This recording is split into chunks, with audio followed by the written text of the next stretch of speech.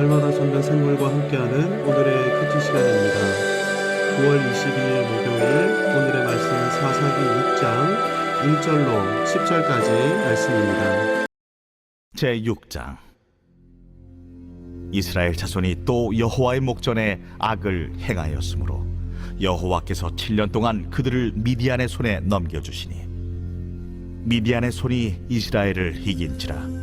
이스라엘 자손이 미디안으로 말미암아 산에서 웅덩이와 굴과 산성을 자기들을 위하여 만들었으며 이스라엘이 파종한 때면 미디안과 아말렉과 동방 사람들이 치러 올라와서 지인을 치고 가사에 이르도록 토지 소산을 멸하여 이스라엘 가운데에 먹을 것을 남겨두지 아니하며 양이나 소나 나귀도 남기지 아니하니 이는 그들의 짐승과 장막을 가지고 올라와 메뚜기 떼같이 많이 들어오니 그 사람과 낙타가 무수함이라. 그들이 그 땅에 들어와 멸하려 하니 이스라엘이 미디안으로 말미암아 궁핍함이 심한지라. 이에 이스라엘 자손이 여호와께 부르짖었더라. 이스라엘 자손이 미디안으로 말미암아 여호와께 부르짖었으므로 여호와께서 이스라엘 자손에게 한 선지자를 보내시니 그가 그들에게 이르되 여호와께서 이같이 말씀하시기를 이스라엘의 하나님 내가 너희를 애굽에서 인도하여 내며 너희를 그 종되었던 집에서 나오게 하여 애굽 사람의 손과 너희를 학대하는 모든 자의 손에서 너희를 건져내고 그들을 너희 앞에서 쫓아내고 그 땅을 너희에게 주었으며 내가 또 너희에게 이르기를 나는 너희의 하나님 여호와이니 너희가 거주하는 아모리 사람의 땅의 신들을 두려워하지 말라 하였으나 너희가 내 목소리를 듣지 아니하였느니라 하셨다 하니라. 영국의 최전성기를 이끌었던 왕이 빅토리아 여왕입니다. 빅토리아 여왕의 재위 시기를 빅토리아 시대라고 부르는데 이때 영국은 해가 지지 않는 나라가 되어 전 세계적으로 가장 큰 영향력을 행사하는 나라가 되어 있었습니다. 빅토리아는 1837년 18세의 나이로 즉위했는데 캔터베리 대주교가 차기 왕으로 내정되셨습니다 라고 했을 때 그 즉시 무릎을 꿇고 성경을 펼친 다음 이렇게 기도했었습니다. 주님, 제가 영국 왕이 되면 당신의 말씀대로 통치하게 해주소서. 18살의 소녀가 왕으로 내정되자마자 이렇게 기도했다면 그녀가 얼마나 신실한 믿음을 가지고 있었겠습니까? 실제 빅토리아는 이 기도대로 64년간을 재위하면서 하나님 말씀을 중심으로 영국을 통치했는데 그 결과 그녀는 영국의 태평성대를 이끌 수 있었습니다. 영국 왕으로 한참 활동 중이던 어느 날 빅토리아는 안개가 짙은 밤 특급 열차를 타고 지방 도시에서 런던으로 발걸음을 옮기고 있었는데 당연히 기관사는 VIP를 가장 안전하게 정해진 시간 안에 모시기 위해 신경을 곤두세우고 있었습니다. 이렇게 한참을 달리는데 기차 램프 앞에 검은색 옷을 입은 한 사람이 깃발을 흔드는 그림자가 나타난 것이 아닙니까?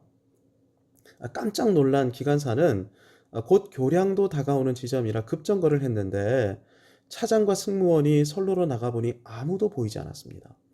혹시나 몰라서 기관사는 천천히 수백 메타를 운행해 갔는데 바로 앞이 교량이었는데 교량 가운데 선로가 급류에 휩쓸려 끊어진 상태였습니다. 이상한 형상을 보고 급정거하지 않았다면 열차는 급류로 곤두박질해서 여왕을 포함한 수백 명의 승객 전원이 몰살하고 말았을 것입니다. 교량이 복구된 이후 열차는 런던에 무사히 도착했는데 열차를 살펴보던 기관사는 검은색 형상의 비밀을 발견하게 됩니다. 커다란 나방 한 마리가 헤드라이트 안에 죽어 있었는데 나방 날개가 라이트 유리에 붙어서 흐느적대고 있었던 것입니다. 라이트를 켜서 보니까 그 모습이 깃발을 흔드는 사람처럼 보였던 것인데요. 이 사실을 여왕에게 보고했더니 여왕이 이렇게 고백했습니다. 그것은 우연이 아니라 하나님이 우리를 지키시는 방법이어서 하나님을 경외하는 사람을 하나님께서는 지키실 뿐 아니라 그와 동행해 주시는 것입니다. 여호와 하나님을 경외하는 것, 하나님이 당신의 언약 백성에게 가장 원하시는 것이 이것입니다. 경외라는 말은 문자적으로 두려워하는 것을 뜻하지만 실제로는 여호와 하나님 한 분만을 예배의 대상으로 여기는 것을 의미합니다. 그래서 사랑으로 섬기는 것을 의미하죠. 그래서 예배 시간에 선포되는 말씀에 집중해서 그 말씀을 붙들고 그분의 뜻을 행하고 그 뜻을 지키며 순종하는 것입니다. 이것이 여호와를 경외하는 것이죠. 하지만 이스라엘 역사 안에 이 여호와 경외하기가 얼마나 실천이 됐습니까? 사사 시대를 포함해 이스라엘은 역사의 대부분을 여호와 경외하기와는 무관한 삶을 살았습니다. 신앙생활을 안 한 것이 아닙니다. 신앙생활을 했습니다. 때로는 은혜도 체험했습니다. 하지만 여호와 하나님을 경외하지는 않죠. 이런 신자들 가운데 다람쥐 쳇바퀴 돌듯이 반복되는 것이 사사시대의 악순환인 것입니다. 하나님을 겸하여 바알을 섬기고 그래서 참된 행복을 잃어버린 채 하나님의 징계 가운데 살아가고 그래서 곤고함으로 부르짖고 그 가운데 하나님의 개입이 임하고 하지만 여호와 하나님을 경외하지는 않고 그러다가 또다시 하나님과 바알을 겸하여 섬기는 것입니다. 이 악순환을 어떻게 끊을 수 있습니까? 그 방법은 여호와 경외하기를 회복하는 이 하나밖에 없는 것입니다. 사사기 5장 31절을 보면 드보라 이후 이스라엘은 가나안 왕 야빈의 학대를 벗어나 40년간이나 평온을 누리기 시작했습니다. 그런데 사사기 저자가 이스라엘이 누렸던 것을 평온이라는 단어로 묘사한 것에 주목하셔야 합니다. 평온은 평안이 아닙니다.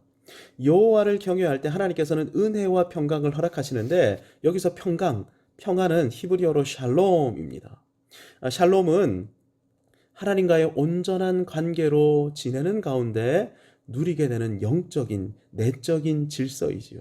이 평강은 고난이 온다 할지라도 대적이 공격해옴으로 목숨이 위기에 처한다 할지라도 여전히 누릴 수 있는 것입니다. 여호와는 나의 빛이요 나의 구원이시니 내가 누구를 두려워하리요. 군대가 진칠지라도 전쟁이 일어날지라도 내 마음이 두렵지 않고 나는 여전히 태연하리로다. 하나님과의 관계로 말미암아 누리는 평강이 이런 것입니다. 하지만 드보라 이후 이스라엘이 누렸던 것은 평안이 아니라 평온, 샤카트입니다. 샤카트는 영어로 undisturbed, 그러니까 누군가로부터 공격받거나 방해받지 않음으로 인해 얻게 되는 마음의 쉼을 의미합니다. 즉 드보라 이후 이스라엘이 누렸던 평온은 하나님과의 관계 때문에 누렸던 평안이 아니고 야빈처럼 학대하는 대적들이 더 이상 나타나지 않았기 때문에 잠깐 누렸던 상황적이고 조건적인 쉼이었던 것입니다. 아프지 않아서 좋습니다. 건강해서 좋습니다. 경제적으로 여유가 있어서 좋습니다. 자녀가 성공해서 좋습니다. 하고 있는 일이 승승장구해서 좋습니다. 이것이 샤카트의 평온인 것이죠. 여러분, 하지만 이런 평온은 하나님이 계시지 않는다 할지라도 그냥 이 세상 사람으로 산다 할지라도 조건만 갖추어지면 누릴 수 있는 것 아닙니까?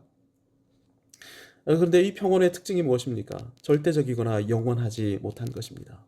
상황이 악화되면 언제든지 곧바로 깨지는 것이 이러한 평온이기 때문입니다. 하나님이 우리에게 주시는 평안은 이런 것이 아니죠. 하나님이 언약 백성에게 주시려고 하시는 평안은 하나님의 하나님 되심으로 말미암아 충만해짐으로 우리 가운데 임하게 되는 절대적이고 영원한 평강입니다. 여호와 경외하기를 알지 못했던 이스라엘은 이 평온 때문에 오히려 더 부패하고 타락하게 됩니다. 그래서 또다시 여호와의 목전에서 악을 행하게 되죠. 이 악이 10절에 이렇게 기록되어 있습니다. 너희가 거주하는 아모리 사람의 땅들의 신들을 두려워하지 말라 하였으나 너희가 내 목소리를 듣지 아니하였느니라. 아모리의 신들을 두려워했다의 이 두려움이 히브리어로 야레인데 이 야레의 뜻이 경외하다입니다. 여호와 경외하기를 알지 못하는 사람들의 특징은 아모리의 신들을 경외하는 것이죠. 여호와 하나님을 경외하지 않으면 세상 신들을 경외하게 돼 있는 것입니다. 이 세상 최고의 신이 만몬, 돈신 아닙니까? 그러니까 여호와 하나님만을 예배하는 사람은 돈 앞에서 떨지 않고 세상 신들 앞에서도 담대하지만 여호와 경외하기를 알지 못하는 사람은 그렇지 못한 것이죠. 돈을 두려워하고 돈을 숭배합니다. 돈을 따라서 살아갑니다. 세상의 신들을 두려워하는 것이죠. 그 결과는 비참함입니다. 드보라 시대에 가나안 하솔이 이스라엘을 학대했는데 학대가 히브리어로 라하츠인데요. 쥐어 짜내는 것을 의미합니다. 그야말로 주머니를 탈탈 털어가면서 다 빼앗아 가는 것입니다. 한탕 얻어보려고 영혼까지 쥐어 짜내가면서 투기했는데 다 잃어버리고 마는 것이죠. 하지만 기드온 시대에 이스라엘을 괴롭힌 미디안과 아말렉은 약탈로 만족하지 않습니다. 이스라엘을 진멸하려고 듭니다. 그래서 오곡백과가 가득한 가을에 이스라엘을 침략하지 않았고 먹을 것이 가장 모자랐던 파종 시기에 이스라엘을 침략했던 것입니다. 내일을 위해 투자하는 씨감자를 싹 다 긁어 모아 불태워 버리고 말았던 것이죠. 여호와 경외하기를 알았다면 평온이 회복되었던 시기에 이스라엘은 가나안을 진멸하라는 명령을 붙들고 다시금 가나안 정복 전쟁에 나섰을 것입니다. 하지만 이스라엘 안에는 여호와를 경외하는 삶이 사라지고 없었죠. 여호와 하나님의 거룩하신 뜻을 붙들고 믿음으로 전진하는 사람이 아무도 없었던 것입니다. 그 결과 이스라엘이 오히려 진멸할 지경에 이르게 되고 말죠. 여호와 경외하기를 잃어버린 결과 비참함이 임하게 된 것입니다.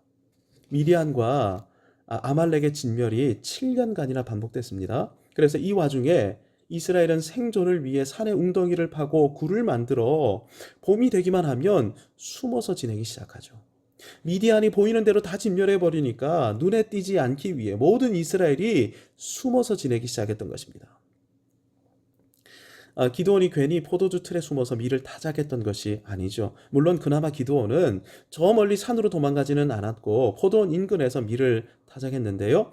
당시 이스라엘 사람들에 비해서 그나마 나은 사람이 기드온이었기에 하나님께서 들어 쓰셨지만 가장 나았던 이 기드온도 숨어서 타작할 정도의 비참한 시대가 기드온 시대였습니다. 이것이 여러분 얼마나 안타깝고 비참한 일입니까?